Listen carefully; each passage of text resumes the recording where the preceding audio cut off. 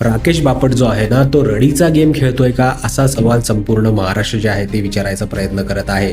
कारण की जर तुम्ही बघितलं असेल तर आत्ता एक खूप मोठं मॅटर जे आहे ते बिग बॉसच्या घरामध्ये झालेलं आहे. ते असं की आपला राकेश बापट जो आहे त्यांनी खूप मोठे आरोप जे आहेत ते रुचिता जामदारवर केलेले आहेत. आणि ते आरोप काय आहेत की तिने माझ्या प्रायव्हेट पार्टला हात लावला, त्यानंतर मला ढकललं आणि मला स्क्वीज केलं. या प्रकारच्या गोष्टी करायचा प्रयत्न जो आहे तो राकेश बापट घरामध्ये करत आहे. आणि त्यानंतर त्याला राग तर इतका येत आहे, इतका राग की म्हणजे काही जरी झालं तर लगेच म्हणतोय नाही बिग बॉस दार उघडा, मला घराबाहेर जायचंय, बिग बॉस दार उघडा, मला घराबाहेर जायचंय.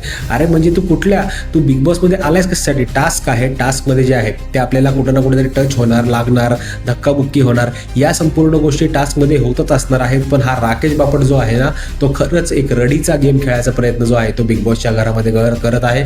आणि मला नाही वाटत महाराष्ट्रातल्या खूप लोकांना हा त्याचा गेम आवडत असणार आहे, कारण की रडक्या माणसाला बघून महाराष्ट्र कधीच त्याला सपोर्ट करत नसतो. बाकी या संपूर्ण गोष्टीवर तुमचं काय मत आहे? राकेश योग्य गेम खेळत आहे की नाही?